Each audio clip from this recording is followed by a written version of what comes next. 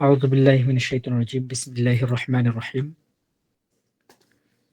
رب اشرح لي صدري ويسر لي أمري واحلل عقدة من لساني يفقه قولي اللهم آمين ربي زدني علما ربي زدني علما ربي زدني علما ربي يسر ولا تعسر وتمم علينا بالخير اللهم آمين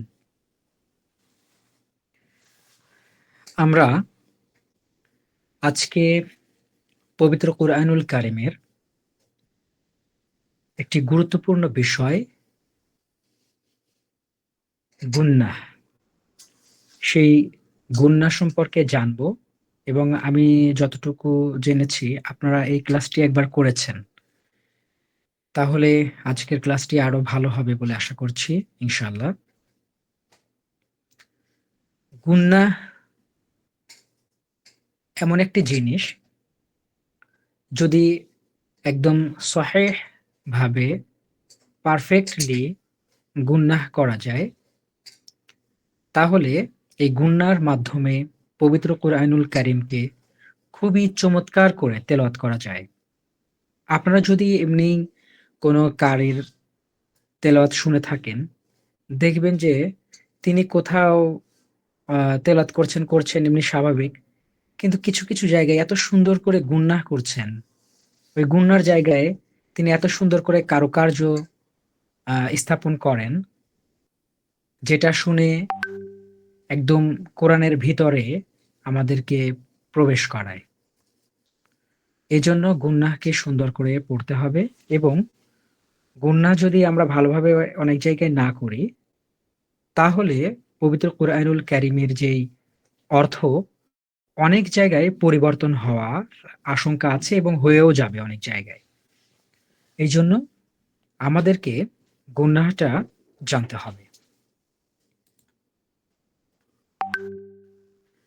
আচ্ছা, আমরা আজকে মূলত যে ধরনের গুন্নাহ শিখব, সেটি হচ্ছে মূলত নুন সাকিন এবং তানভিন পড়ার যেই বিষয়। নুন সাকিন এবং তানভিন বিভিন্নভাবে পড়া যায়, বিভিন্ন জায়গায় বিভিন্ন রকমের তাদের অবস্থান পরিবর্তন হয়, তাদের আচরণ পরিবর্তন হয়। সেই বিষয়গুলোই আমরা আজকে শিখব ইনশাআল্লাহ। কিন্তু শুরুতেই আমাদেরকে একটু জেনে নেওয়া উচিত নুন সাকিন জিনিসটা কি, নুন সাকিন কাকে বলে। নুন সাকিন হলো আসলে নুনের উপরে যদি সাকিন হয়, জজম হয়, তাহলে তাকে আমরা বলবো নুন সাকিন, মানে নুনের উপরে সাকিন, তাকেই আমরা বলবো নুন সাকিন। এরপর আমরা আরেকটি পরিভাষা জানবো, সেটি হলো তানভিন। তানভিন হলো দুই জবর, দুই জের এবং দুই পেশ। দুই জবর, দুই জের এবং দুই পেশকে তানভিন বলে। তার মানে এইখানে আমরা বলতে পারি, যদি কোথাও দুই জবর দেখি আমরা, একটু মিউট করি আমরা সবাই কাইন্ডলি। যেটি বলছিলাম তানভিন, দেখুন বললাম যে দুই জবর, দুই জের এবং দুই পেশকে তানভিন বলে। তার মানে কোথাও যদি দুই পেশ থাকে তাহলে সেটাও তানভিন, কোথাও যদি দুই জের থাকে সেটিও তানভিন, এবং কোথাও দুই জবর থাকলে সেটিও তানভিন। ঠিক আছে, আমরা নুন সাকিন বুঝলাম এবং তানভিন বুঝলাম। আমি একটু আমাদের সোহেল হুসাইন ভাইয়ের কাছে যাব। আপনি শুনতে পাচ্ছেন আমাকে?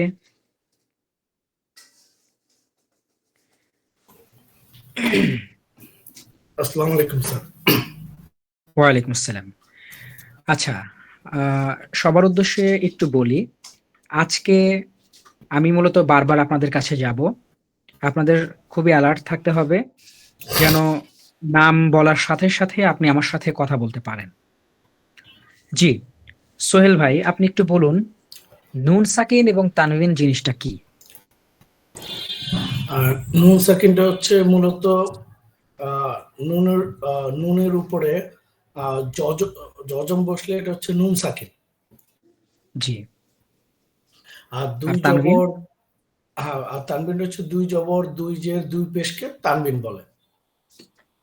মাশাআল্লাহ। ২ জবর, ২ জের এবং ২ পেশকে তানভিন বলে। আচ্ছা, এ নিয়ে কি কারো কোনো সমস্যা আছে? সমস্যা নেই। আচ্ছা, তাহলে আমরা আরেকটু সামনের দিকে এগোচ্ছি। এখন নুন সাকিন এবং তানভিনকে ৪ ভাবে পড়া যায়। মনে রাখতে হবে, নুন সাকিন এবং তানভিনকে ৪ ভাবে পড়া যায়। এবং মজার একটা বিষয় হলো, নুন সাকিন যে জিনিস, আবার তানভিনও বলা চলে সেই জিনিসই। ঠিক আছে? নুন সাকিনকে একটা সংকেতের মাধ্যমে প্রকাশ করা হয় এই তানভিন দ্বারা। ঠিক আছে? এটা বলতে পারেন যে নুন সাকিনের সংক্ষিপ্ত রূপ। ওকে, তাহলে নুন সাকিন এবং তানভিন আমরা কিভাবে পড়বো সেটি জানছি, এবং আমরা এতটুকু জেনে নিলাম নুন সাকিন এবং তানভিনকে ৪ ভাবে পড়া যায়। তার মধ্যে ইকলাব, ইদগাম, ইজহার, ইখফা। ইকলাব, ইদগাম, ইজহার, ইখফা। এই যে ৪টি জিনিস, এই ৪টা আসলে একটা পরিভাষা। এইটাকে আমরা অবশ্যই ভালোভাবে আরো জানার চেষ্টা করব ইনশাল্লাহ। তো এই ৪টি নিয়মে নুন সাকিন এবং তানভিনকে পড়া যায়। আচ্ছা, আমরা একটু এইটাকে ১০ বার পড়ব। ইকলাব, ইদগম, ইজহার, ইখফা। এইভাবে ১০ বার সবাই মিউট রেখে পড়ব, এবং আপনাদেরকে মুখস্থ বলতে হবে সেইভাবে। সময় আপনাদের জন্য ১ মিনিট দিচ্ছি। ঠিক আছে? টাইম শুরু হয়েছে।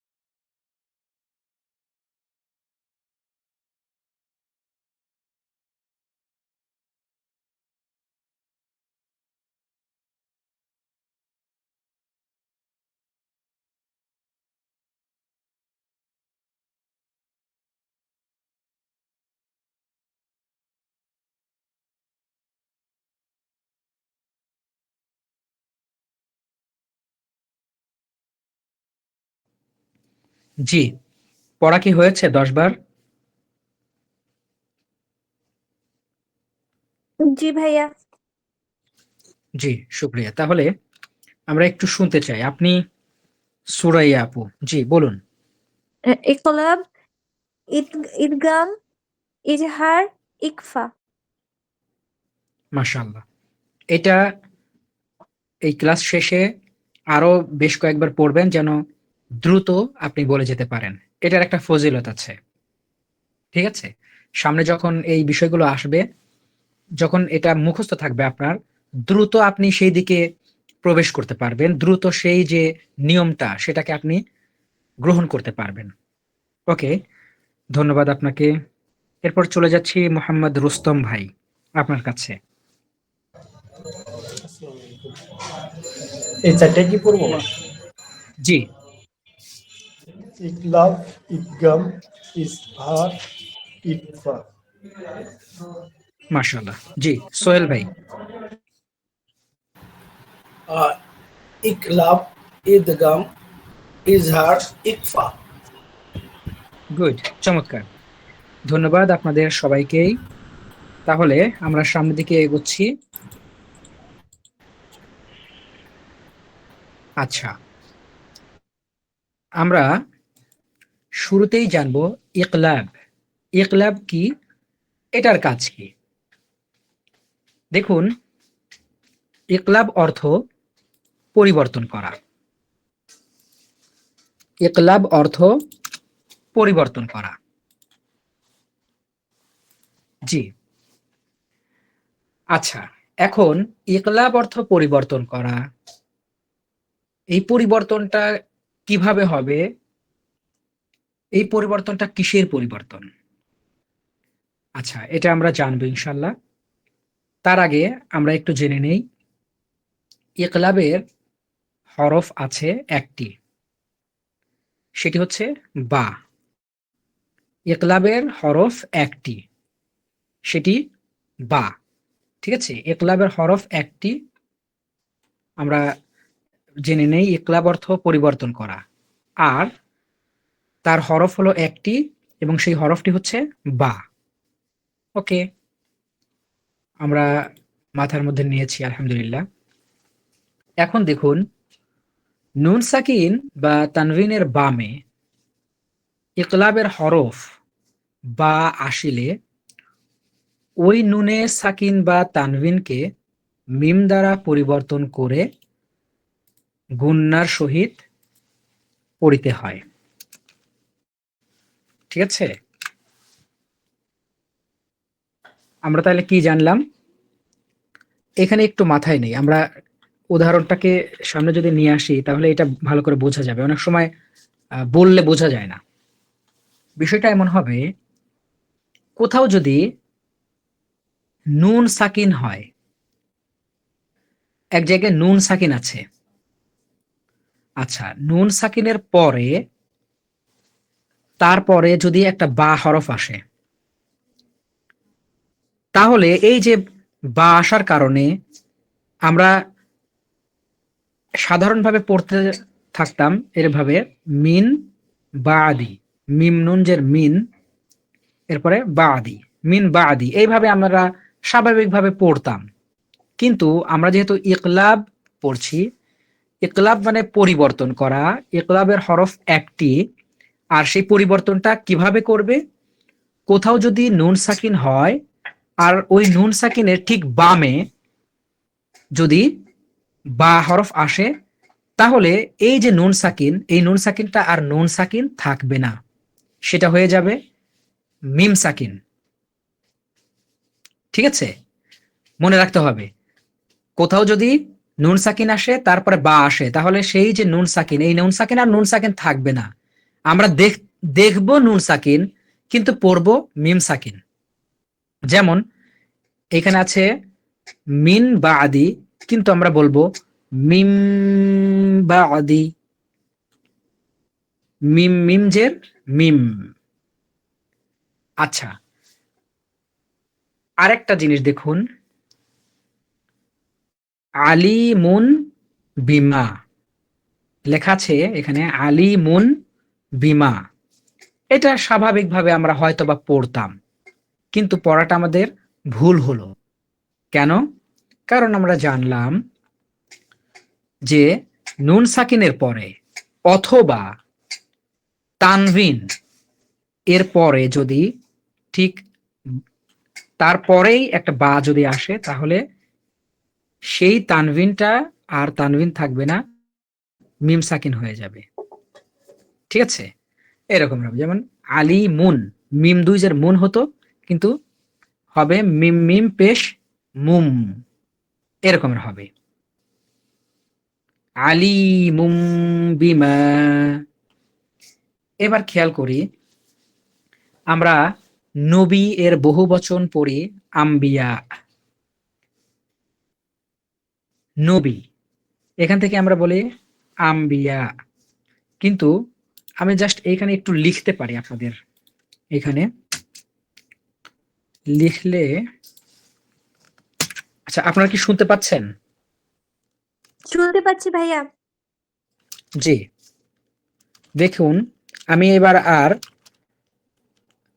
নতুন কোনো কিছু এখানে যুক্ত করব না, অর্থাৎ এক্সট্রা করে মিম আমি দিব না।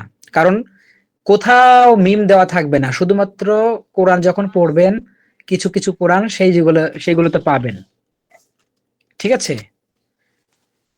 কিছু কিছু যেই কোরআন এগুলোতে পাবেন। তবে আরবির যদি মূল কিতাবাদি পড়েন তাহলে সেখানে আপনি এই এক্সট্রা করে মিম দেওয়া পাবেন না। এখন একটা জিনিস খেয়াল করুন তো, আমাদের সুমাইয়া আপু, আপনি দেখুন এখানে কি লেখা আছে, আপনি পড়ুন তো। ফার্স্ট ফার্স্টটা ভাইয়া জি জি। লেখা, যদি আমি ইয়া সহ পড়ি, সাকিন, নুন সাকিন দিয়ে পড়ি, তাহলে ভাইয়া হবে আম্বিয়া হবে, বিয়া, হ্যাঁ, আম্বিয়া। আম্বিয়া। জি। এখন দেখেন এইখানে কি কোনো মিম আমি লিখেছি? না, লিখেন নাই। লিখি নাই। তার মানে কোথাও যদি লেখা নাও থাকে তারপরেও আমাদেরকে এভাবেই পড়তে হবে। এমনি এখানে যদি একটা মিম দেখি তাহলে তো এমনি বুঝবো যে তাহলে নুনটা বাদ যাবে, তার মানে মিমকে আমরা পড়তে হবে, এটাতে বুঝলাম। কিন্তু অদৃশ্যভাবেও যে এখানে একটা মিম হবে এবং না থাকলেও আমাদেরকে পড়তে হবে, এই জ্ঞানটাও যেন আমাদের থাকে। ঠিক আছে? জি। আচ্ছা, আমি তাহলে আরেকটা লিখি। উম,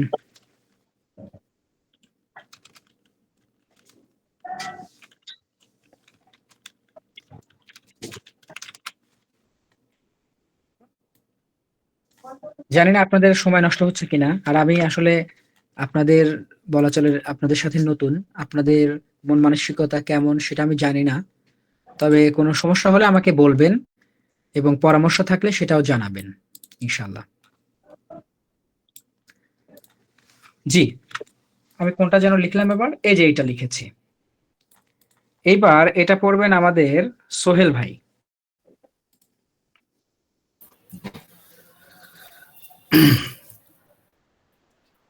মিম বাইতি। হ্যাঁ, মিম বাইতি। হ্যাঁ, আর যদি ওয়াকফ করি তাহলে বাইত, সম্ভবত এই নিয়ম আপনারা পড়েছেন। বাইট হ্যাঁ, মিম বাইট। বাইত। ঠিক আছে স্যার।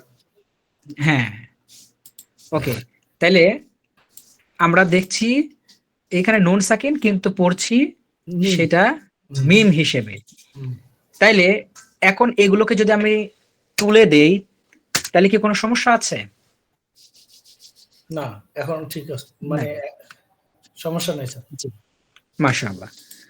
আচ্ছা, আমরা তারপর রেখে দিলাম, যেহেতু এটা আমার নিয়মিত কোর্স না, এটা উস্তাদা এর লাগবে পরে।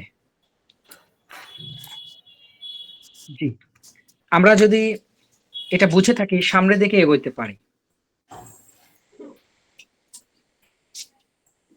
এটা কি আমরা বুঝেছি এই নিয়মকে? জি জি স্যার। ভাইয়া, বুঝতে পেরেছি। মাশাআল্লাহ। জি,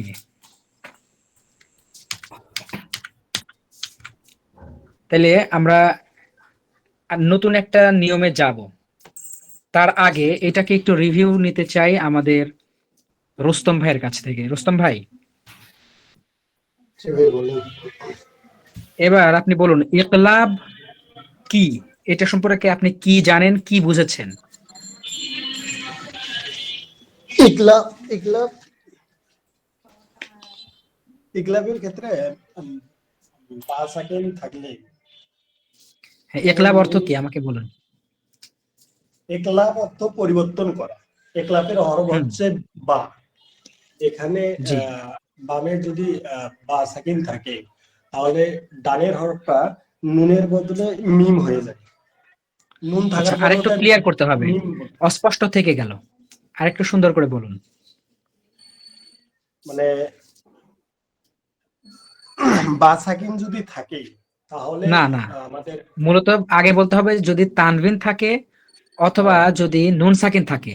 আর এই তানভিন অথবা এই নুন সাকিনের ঠিক বামেই যদি বা থাকে, আপনি আপনার মতো করে এইভাবে করতে পারেন। জি, জি, জি। তানভিন বা নুন সাকিনের পরে যদি বা থাকে তাহলে সেই নুন সাকিনটা যখন আমরা উচ্চারণ করব তখন সেই ক্ষেত্রে বা উচ্চারণ না, নুন সাকিন উচ্চারণ না হয় বা এই মিম হবে উচ্চারণ। হ্যাঁ, মিম সাকিন হয়ে যাবে। জি, এবং গুণনার সহিত পড়তে হবে।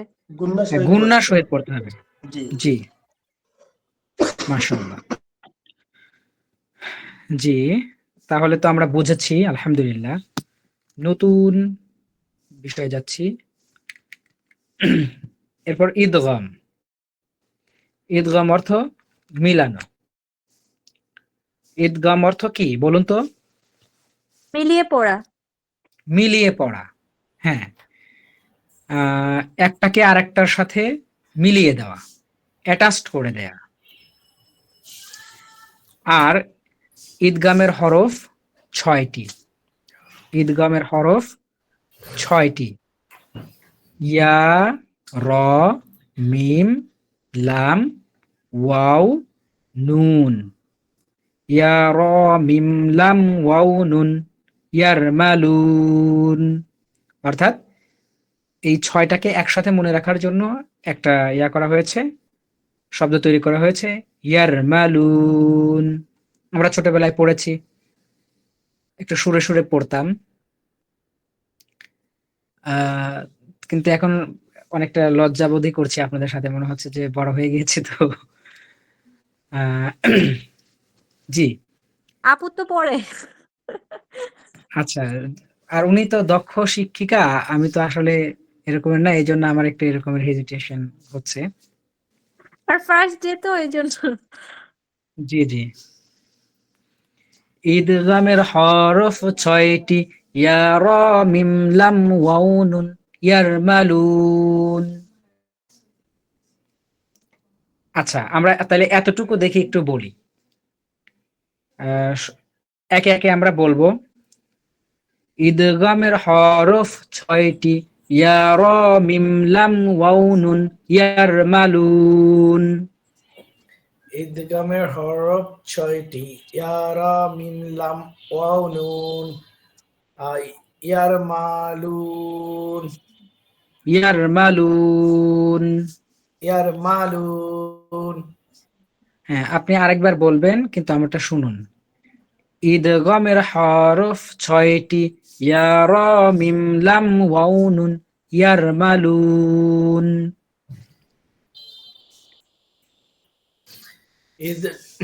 ঈদগামের হরফ ৬টি। ইয়া, রা, মিম, লাম, ওয়াও, নুন। ইয়ারমালুন। উম মা তো টান নেই, আপনারা মাদ পড়েননি? পড়েছেন জি তো? জি জি জি। হুম, এখানে মাদের। ইয়ারমালুন। হ্যাঁ, ইয়ারমালুন। এখানে শুধু ইয়ারমালুন। লামের মাদ আছে। হ্যাঁ, লামের সাথে মাদ আছে। জি, সুমাইয়া আপু আপনি বলুন। ভাইয়া আমার নাম সুরাইয়া। ও আচ্ছা, সুরাইয়া। জি, আপু বলুন। ঈদগামের হরফ ৬টি। ইয়া, র, মিম, লাম, ওয়াও, নুন। ইয়ারমালুন। গুড। এরপর আমাদের রুস্তম ভাই, আপনি বলুন। ঈদগামের হরফ ৬টি। ইয়া, রা, মিম, লাম, ওয়াও, নুন। ইয়ারমালুন। মাশাআল্লাহ। তাইলে একটু আমরা চিন্তা করি, কোথাও যদি আমরা নুন দেখি, তাহলে মনে করব সেটা একটা ঈদগামের হরফ। ওয়াও যদি দেখি, সেটা একটা ঈদগামের হরফ। লাম যদি দেখি, সেটাও ঈদগামের হরফ। মিম, সেটাও ঈদগামের হরফ। র যদি দেখি, সেটাও ঈদগামের হরফ। ইয়া যদি দেখি, সেটাও ঈদগামের হরফ। ঠিক আছে, চোখ বন্ধ করে মাঝে মধ্যে এটা খেয়াল করব, কি কি আছে একটু মাঝে মধ্যে এলোমেলো বলার চেষ্টা করব। কারণ কি, আমরা মুখস্থ যেটা করি, ওইটা মুখস্থ জিনিস কিন্তু প্রয়োগের ক্ষেত্রে কাজে আসে না। ওইটাকে আমাদের প্রয়োগের জন্য আলাদা করে একটু চিন্তা করতে হয় এবং সেইভাবে সেটির সাথে অভ্যস্ত হতে হয়। তাহলে এজন্য আমরা মুখস্থ করব, সেটার পাশাপাশি একটু ব্যতিক্রম ভাবে চিন্তা করব ইনশাআল্লাহ। এরপর দেখুন, ঈদগমের আবার প্রকার আছে। ঈদগমের প্রকার দুইটি, অর্থাৎ ঈদগম দুই প্রকার, যথা ঈদগমে বা গুন্নাহ, আরেকটা হচ্ছে ঈদগমে বেলা গুন্নাহ। ঈদগমে বা গুন্নাহ, ঈদগমে বেলা গুন্নাহ।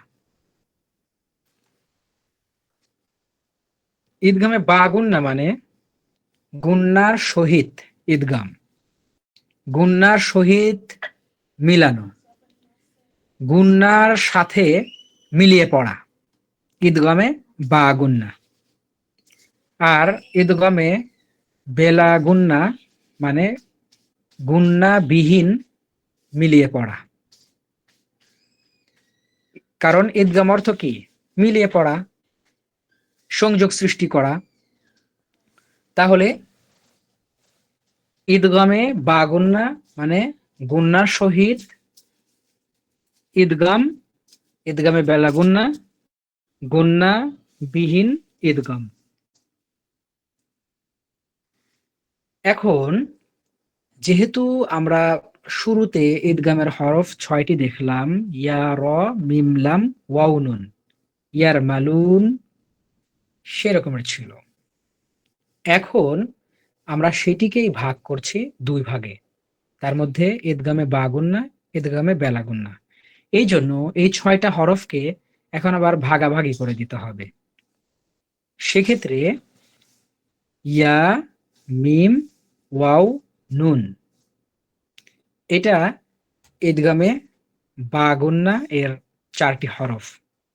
ঈদগামে বা গুন্না অর্থাৎ গুন্নার সাথে পড়তে হবে, গুন্নার সাথে মিলিয়ে পড়তে হবে 4টি হরফে, সেটি হলো ইয়া, মিম, ওয়াও, নুন। আর গুন্না ছাড়া মিলাতে হবে, অর্থাৎ আমি মিলাবো বটে, মিলিয়ে পড়বো বটে, কিন্তু গুন্না করব না, গুন্না করা যাবে না। এই রকমের হরফ দুইটি, র এবং লাম। আমরা যদি ঈদগামের হরফ 6টি ইয়া, র, মিম, লাম, ওয়াও, নুন এটা মুখস্থ করি, তারপরে এইখানে এসে ঈদগামে বা গুন্না এবং ঈদগামে বেলা গুন্নার ক্ষেত্রে আমরা মনে রাখবো যে ঈদগামে বেলা গুন্নার মাত্র 2টি হরফ, সেটি হলো র এবং লাম। তাইলে বাদ বাকি যে হরফগুলো বাঁচলো, অবশিষ্ট থাকলো, সেটি ঈদগামে বা গুন্নার হরফের মধ্যে অন্তর্গত হলো, তার মধ্যে পড়ে যাবে। এটা মনে রাখা খুবই সহজ হবে আর কি। এখন চলেন আমরা এটার নিয়ম দেখি। আমরা তো ঈদগাম জানলাম, আসলে কিভাবে ঈদগাম করব, কিভাবে মিলাবো, কিভাবে এটাকে পড়বো, আবার কখন গুন্না হবে, কখন গুন্না হবে না, এটা একটু দেখতে চাই। ঈদগামে বা গুন্না মানে গুন্নার সাথে মিলিয়ে পড়া। এর হরফ 4টি, ইয়া, মিম এবং ওয়াও, নুন। এখন দেখুন, আমরা শুরুতেই বলছি আজকে কিন্তু নুন সাকিন এবং তানভিন পড়ার নিয়ম পড়ছি, এই ছাড়া আর কোনো কথা হবে না। বারবার আমরা বলবো যে নুন সাকিন এবং তানভিনের পরে যদি এই আসে, যদি এই জিনিস হয়, যদি এমন হয়, এই কথাগুলো বলবো। কারণ কিভাবে নুন সাকিন এবং তানভিন পড়বো সেই নিয়মটাই আজকে আমরা শিখছি। এই কথাটা যদি আমরা মাথায় নিতে পারি, বাদবাকি অনেক কিছু আমাদের সহজ হবে। ঠিক আছে? তাইলে বারবার মনে রাখতে হবে না এই কথাটা। এখন দেখুন, নুন সাকিন অথবা তানভিনের বামে ঈদগামে বা গুন্নার কোনো হরফ আসিলে ওই হরফকে তাসদিদ দিয়ে গুন্নার সহিত মিলিয়ে পড়িতে হবে। আমরা একটু উদাহরণটা দেখি, এটা সবসময় বললে মাথায় কাজ করে না। তার মানে এখানে যে জিনিসটা বোঝানো হয়েছে, কোন একটা জায়গায় নুনের উপরে সাকিন হবে, অথবা কোনো শব্দের শেষে তানভিন হবে।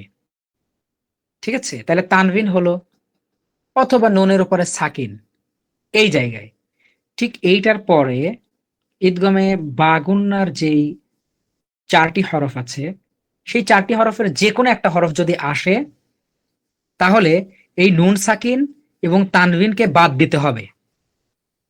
বাদ দিয়ে তারপরের যেই, বিশেষ করে নুন সাকিনের ক্ষেত্রে, সেই নুন সাকিনকে বাদ দিয়ে সরাসরি এই যে ঈদগমের যেই হরফ, সেই হরফের উপরে তাসদিদ হয়ে যাবে। তাসদিদ মানে কি, সেটা ডাবল হবে, সেটাকে ডাবল উচ্চারণ করতে হবে। যেমন এখানে দেখুন নুনের উপরে সাকির হয়েছে, ওকে, ঠিক তারপরেই ইয়া এসেছে। এখন আমরা সেই নিয়মটাই দেখতে পাচ্ছি, নুন সাকিন ঠিক তারপরেই ঈদগামের হরফ এসছে, তার মানে এই ইয়ার উপরে তাসদিদ হয়ে যাবে। হওয়ার ফলে কি হবে, যখন তাসদিদ হবে তখন তো সাকিনের আর কোনো দাম নেই, এই জন্য সরাসরি তাসদিদের কাছে চলে যাবে। এই নিয়ম আমরা আগেই পড়েছি বা আগেই এগুলোকে আমরা আয়ত্ত করেছি। হওয়ার কথা ছিল এরকমের, মান ইয়াকুলু, মান ইয়াকুলু, এরকমের হওয়ার কথা ছিল, এবং এটাই লেখা আছে। আর মজার বিষয় হলো যে এখানে তাসদিদ দেওয়া আছে, তো আমরা কিন্তু আরবি যখন পড়ি, কোথাও জের জবর পেশ, তাসদিদ, সাকিন কোনো কিছুই থাকে না, আমাদেরকে ঠিক করে নিয়ে পড়তে হয়। তো আমরা যেহেতু কোরআন শিখবো, এত কিছু আমাদের জানার দরকার নেই, বেসিক কিছু বিষয় জানলেই হবে ইনশাল্লাহ। তো সেই জন্যই আমরা বলছি, কোথাও যদি এরকমের জের জবর নাও থাকে, তবুও আপনারা পড়তে পারবেন ইনশাআল্লাহ। তাহলে হয়ে যাবে মান ইয়াকুলু থেকে মাই ইয়াকুলু, মাই ইয়াকুলু, মিম চলে যাবে সরাসরি ইয়ার কাছে। কারণ কি, কারণ নুন সাকিনের ঠিক পরেই ঈদগামের যে 6 হরফ, তার মধ্যে একটি হরফ ইয়া এসেছে। আর এই ইয়াটা আবার ঈদগামের যে 2টি প্রকার, ঈদগামে বা গুন্না, সেই 4টি হরফের একটি। এজন্য এখানে গুন্নাও করতে হবে, আবার মিলিয়েও পড়তে হবে।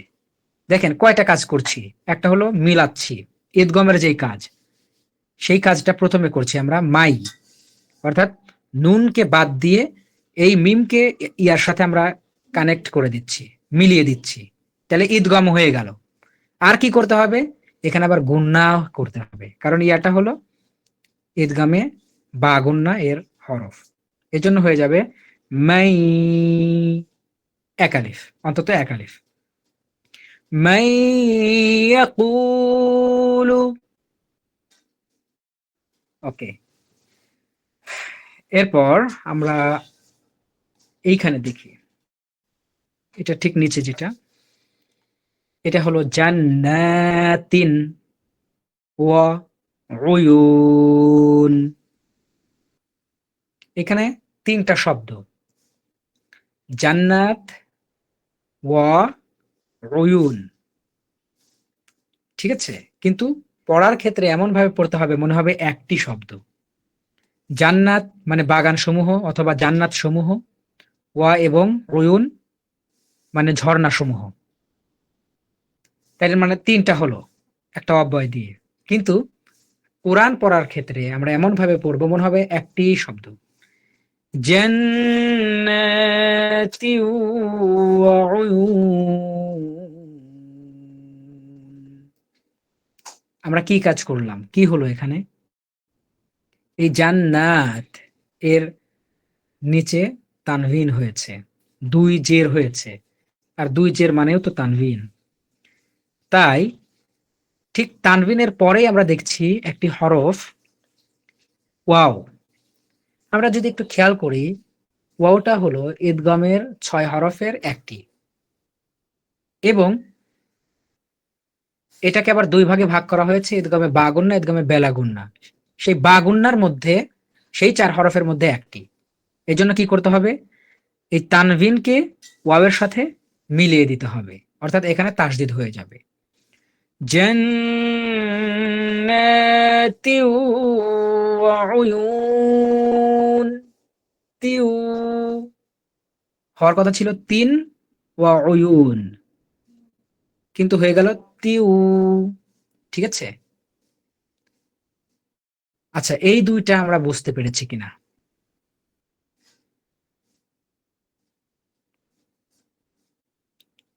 সবাই কথা বলি। জি স্যার। ওকে, মাশাআল্লাহ। তাহলে পরের যেই শব্দ, মোহাম্মদ রুস্তম ভাই, আপনি এইটুকু পড়বেন।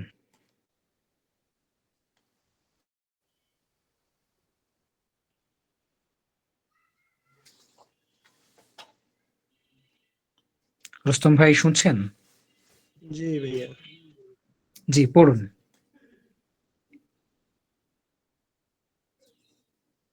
আল্লি ইয়া দেরি ইয়াকদির। ইয়া তীর। জি, আমি এটাকে এখানে ব্যাখ্যা করেন। এখানে ব্যাখ্যাটা হচ্ছে ভাইয়া, এখানে নুন সাকিন থাকার কারণে এটা তো তাসদিদের সাথে উচ্চারণ হবে সরাসরি, এখানে নুনটা উচ্চারণ হবে না, এটা বুঝতে পারছি, কিন্তু আমার উচ্চারণটা একটু সমস্যা হচ্ছে, অনেকদিন ধরে ক্লাস করিনি তো, অসুস্থ ছিলাম। আচ্ছা, আমি মানে আজকে যেটা একটু আপনি বুঝাইছেন এটা ইনশাল্লাহ বুঝতে পেরেছি। আচ্ছা, আমি আপনাদের সুবিধার্থে, জি মানে ভালো করে বোঝার সুবিধার্থে একটু ইয়া করলাম।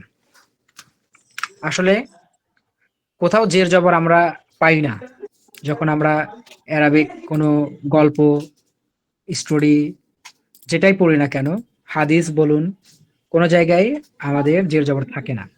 তারপরেও আপনাদের জন্য ধরেন সহজ করে দিয়েছি।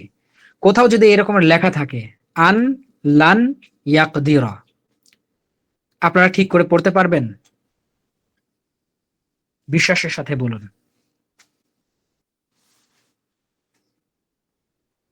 না স্যার। আচ্ছা, এখন তাইলে আমরা একটু খেয়াল করি। দেখুন, এখানে আন লান ইয়াকদিরা এটা হয়েছে, অর্থাৎ তিনটা শব্দকে তিনটা জায়গায় লেখা হয়েছে, আমরা আলাদা আলাদা করে উচ্চারণ করছি, কিন্তু পড়ার নিয়মে এটা ভুল হচ্ছে। এখানে দেখছি নুন সাকিন আসছে, আর নুন সাকিনের ঠিক পরেই লাম আসছে। দেখেন তো, লাম ঈদগম, বেলা সেই ঈদগমের বেলা 6 হরফের মধ্যে, হ্যাঁ 6 হরফের মধ্যে একটা হরফ, তার মানে ঈদগম হবে। এখন ঈদগম হওয়ার পরে আবার মনে রাখতে হবে এটা আমি গুণনা করব নাকি গুণনা করব না। সেক্ষেত্রে আমার মনে রাখতে হবে দুই প্রকারের, যেই হরফ কোনটার মধ্যে কি। লামটা তো বেলা গুণনার মধ্যে, এটা আমাদের সহজ হয়েছে। তাহলে এখানে আমরা ঈদগম করব, কিন্তু গুণনা করব না। হয়ে গেল আল, নুন বাদ গিয়ে হয়ে যাবে হামজা লাম জবর আল। এরপর আছে লান ইয়াকদিরা। দেখেন নুন সাকিনের ঠিক পরেই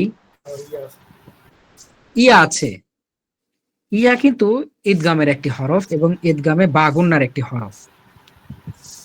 এজন্য আমাদের কি করতে হবে? ঈদগম করতে হবে এবং মিলিয়ে পড়তে হবে। এই জন্য আমরা পড়বো আল্লাই ইয়াকদিরা। বুঝতে কোনো সমস্যা হয়েছে? জি না স্যার। মাশাআল্লাহ। আচ্ছা, আমি ঠিক করে দিলাম, শুধু বোঝানোর ক্ষেত্রে আর কি। আর এটা তো সিরাতাম মুস্তাকিম, ঠিক আছে? আচ্ছা, এখানে একটু ঠিক করে লিখতে হবে সিরাতাম মুস্তাকিমান। জি, সিরাতাম মুস্তাকিমা। জি, এখন এইটাকে আমাদের সুরাইয়া আপু, এই শেষেরটা, এটাকে আপনি ব্যাখ্যা করবেন।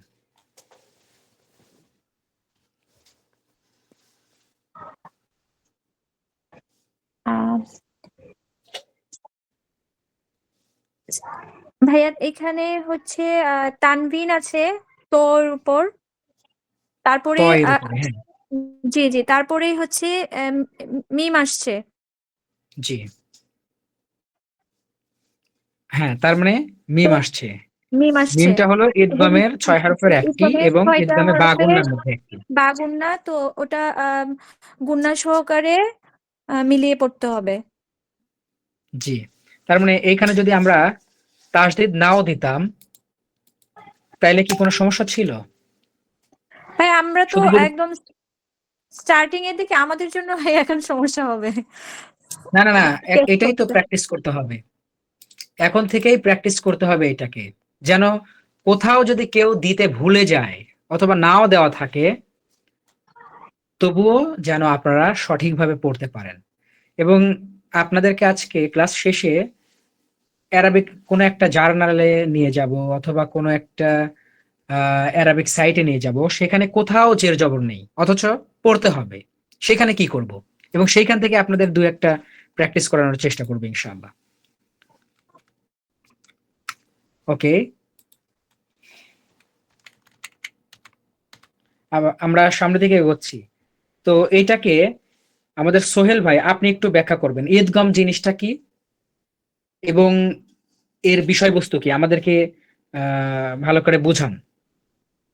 ঈদগম সম্পর্কে কি জানেন?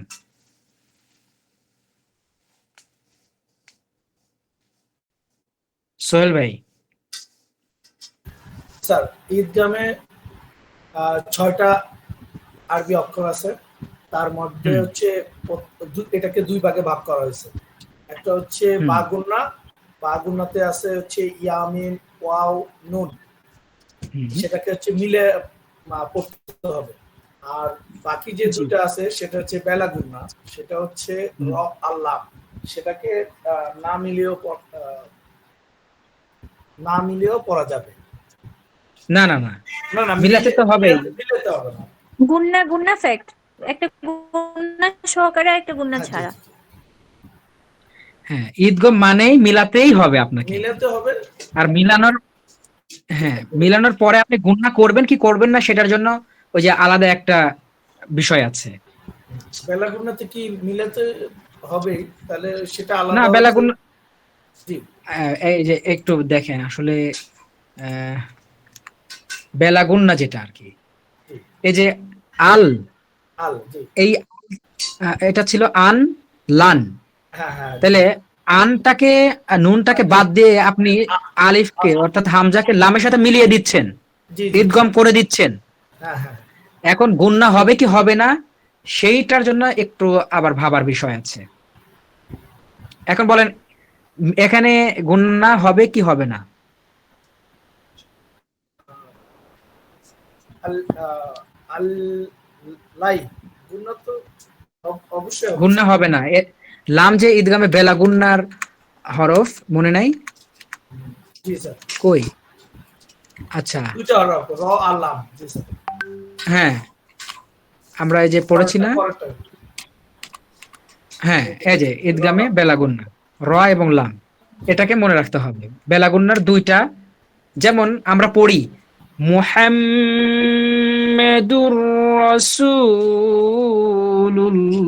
রাসূলুল্লাহ, আসলে শব্দটা হলো মুহাম্মাদুন রাসূলুল্লাহ, দুন রসু। দেখেন দাল দুই পেশ দুন, তানবিন আছে, তারপরেই র আসছে, এই জন্য আমরা দূর পড়ি, মুহাম্মা দূর পড়ি, তবে সেখানে গুণনা করি না। বুঝেছেন?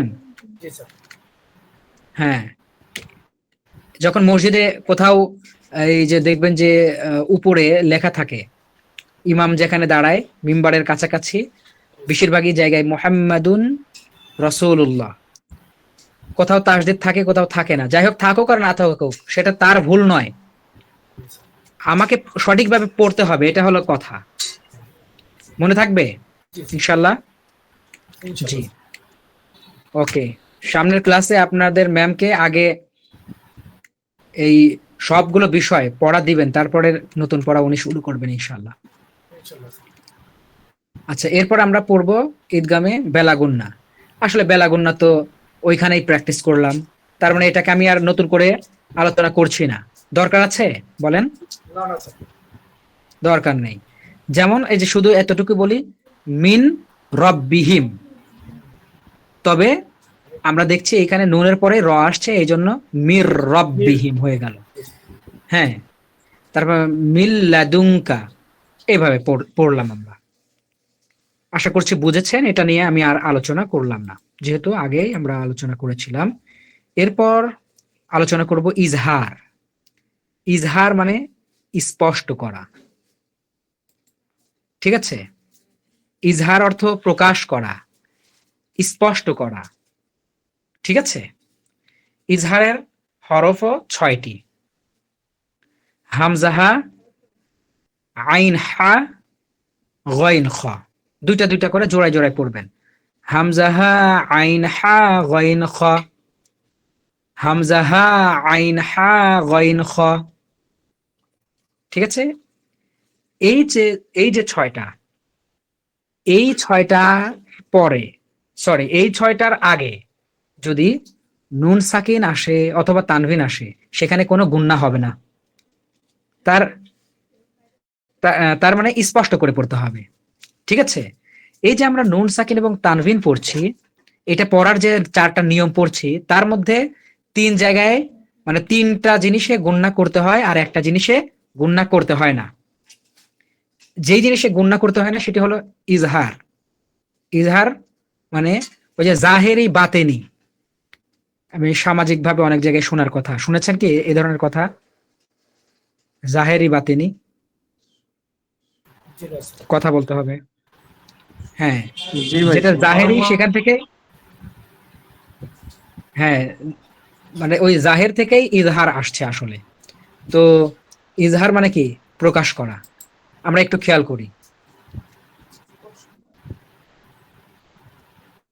আমরা কি করব? ইজহার করব, স্পষ্ট করে পড়ব, একদম কোনো প্রকার কোনো নাকের ভিতরে না নিয়ে, গুণনা না করে, একদম স্পষ্ট করে বলবো। যেমন মিন খয়রিন, মিন খয়রিন, কোনো কি গুণনা আছে? নাই। আমরা কোথাও গোপন করিনি, কোথাও আমরা লুকিয়ে ফেলিনি, কোথাও আমরা মিলিয়ে দেইনি, বরং স্পষ্ট করে আমরা বলেছি মিন খয়রিন, ঠিক আছে? এই যে এই 6টা হামজাহা, আইন হা, গইন খ সুন্দর করে মুখস্থ করতে হবে, এবং এই 6টা মাথায় মধ্যে নিতে হবে যে এই 6টা যখন আসছে আমাকে সুন্দর করে স্পষ্ট করে গুণনা ছাড়া পড়তে হবে, ঠিক আছে? এরপর আজরুন গায়রু মামনুন, আজরুন গায়রু মামনুন। এই যে আজরুন, তানভিন আসছে, ঠিক তারপরে গইন আসছে। এই যে গইন ইজহারের 6 হরফের একটি, এই জন্য এখানে কোনো গুণনাও হলো না, কোনো কিছুই হলো না, জাস্ট স্বাভাবিক। বলতে পারেন যে আমি কোনো নিয়ম যখন জানি না, না জেনে যেভাবে পড়তাম, যেভাবে পড়া আমার উচিত ছিল, ঠিক সেরকমের হবে এখানে। এটার কোনো বলা চলে যে কোনো কাজই নাই, স্বাভাবিক একটা ব্যাপার। এটা নিয়ে কি আর কোনো কথা বলার প্রয়োজন আছে বলেন? জি না স্যার। জি, মাশাআল্লাহ। ওকে, তাহলে আমরা এটা নিয়ে আর কথা বলছি না, কারণ এটা বলতে পারেন যে কোনো প্রকারের মধ্যেই পড়ে না আসলে, কারণ এটা নাই কোনো গুণনা, নাই কোনো মিলানো, নাই কোনো কিছু, এটা স্বাভাবিক,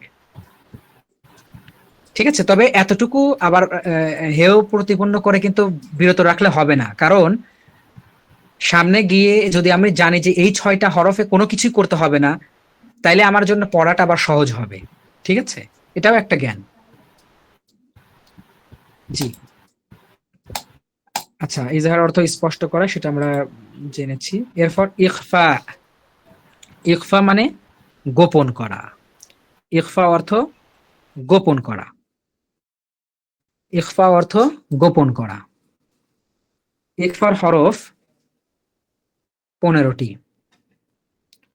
এই যে 15টি, এই 15টি হরফ আমাদেরকে মুখস্থ করতে হবে, এবং 15টি হরফ মুখস্থ করা আমাদের জন্য খুবই জরুরি। তা সা জিম দাল জাল জা সিন শিন সদ দদ ত দ ফা কফ কাফ। কেউ আবার বলে তাও সাও জিম দালো জালো জা সিনো শিনো সদ দদ ত দ ফাও কফ কাফ। আপনাদের যেমনটা ভালো লাগে, ছন্দে ছন্দে যেভাবে হয় 15টি মুখস্থ করবেন। তার মানে আমরা দেখে নিচ্ছি তা ইকফা, সা জিম দাল জাল ঝা সিন শিন সদ দদ ত য ফা কফ কাফ। এই যে 15টি হচ্ছে ইকফার হরফ। আর ইকফা মানে গোপন করা, ইকফা অর্থ গোপন করা। এখন কিভাবে গোপন করতে হবে আমরা এটাকে না পড়ে আসলে মূল জায়গায় দেখাই, সময় কম, আমাকে নতুন একটা ক্লাসে যুক্ত হতে হবে, আরবি ভাষা শিক্ষার, সেইখানে যুক্ত হতে হবে। ওকে, দেখুন এখন কথা হলো, যদি নুন সাকিন অথবা তানভিনের পরে ইকফার এই যে 15টা হরফ, এই 15 হরফের যে কোনো একটা হরফ আসে, কিসের পরে? কোথাও নুন সাকিন হয়েছে অথবা তানভিন হয়েছে, ঠিক তারপরেই যদি ইকফার এই 15 হরফের কোন একটা হরফ এসে যায়, তাহলে সেখানে কি করতে হবে? গোপন করতে হবে, গুন্নাহ করতে হবে। ঠিক আছে, এটার আমরা গোপনটা আসলে করাটা এই জায়গাটা একটু বোঝাটা জরুরি। তবে এমনি বলি, এটা 2 রকমের হয়। যেমন মিং জু, তবে এটাকে আসলে বলা মিং জু। তবে আমরা এভাবে যদি নাও পারি, বাংলায় যেভাবে অনস্বরটা বলি, বাংলা, মিং, বাং, চং ইত্যাদি যেভাবে অনুস্বরের সাথে বলি, যে রকমের হয়, ওইভাবে এইটাকে গণ্য করতে হবে। দেখেন এই যে নুন আসছে এবং নুনের উপরে সাকিন হয়েছে, নুন সাকিনের পরে কি আসছে? জিম। এই যে জিম ইকফার 15 হরফের একটা, এই জন্য আমরা এই নুনকে কিন্তু পড়বো, নুন সাকিনকে পড়বো আর গোপন করে পড়বো, গুন্না করে। মিজু, এক আলিফ গুন্না হবে, গুন্নাটার পরিমাণ 1 আলিফ হবে। Me me Miju. সুরাই আপু বলুন।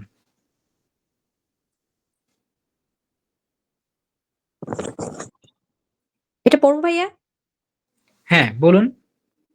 মিং জো জু, জো হ্যাঁ তারপর একটা পড়ুন। ইং ইং কু কুমতুম হ্যাঁ ইং দেখেন ইং এখানেও হয়েছে, তারপর কি মানে নুন সাকিনের পরে কাফ আসছে, দেখেন কাফ একটা আছে, কুং, এই নুন সাকিনের পরে আবার তা আসছে, তা আছে না? জি হ্যাঁ তা আছে, তাহলে ইং কুনতুম। ঠিক আছে, বুঝেছেন বিষয়টা? জি স্যার। আচ্ছা, তাহলে আমি আমাদের রুস্তম ভাইয়ের কাছে যাই। রুস্তম ভাই একটু বলুন। এটাই বলবো। তারপরে কুম এইখানে সফা সফাং, জি জি ফা দুই জবর, জি জি সৎ থাকার কারণে এটা গোপন করতে হবে। হ্যাঁ হ্যাঁ, এই যে পরেই আবার সদ আসছে, আসলে এই যে এই আলিফ, এই আলিফটা কিন্তু মূল কোন আলিফ না, এটা 2 জবরের জন্য এটা হয়েছে। হ্যাঁ, এটা পরে আপনাদের উস্তাজা উনি একটু বুঝিয়ে দিবেন, আজকে সময় কম, মূল কথা বলি। যাই হোক, এই যে তানভিন, এই তানভিনের পরে কি আসছে? সদ আসছে। সদ আসার ফলে এই সদ দেখেন এই যে ইকফার একটি হরফ, এই জন্য গুণনা করতে হবে। জি বলুন। জি, সফ আহ, হ্যাঁ, সফ্যাং, সফা। জি, صفا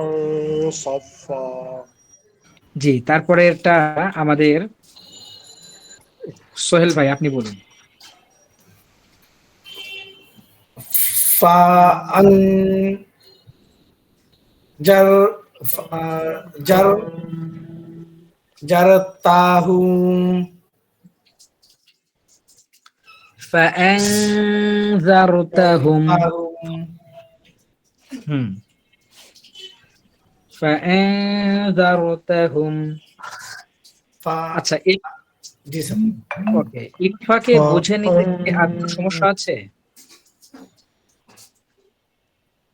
ইকফা বুঝতে কোনো সমস্যা আছে?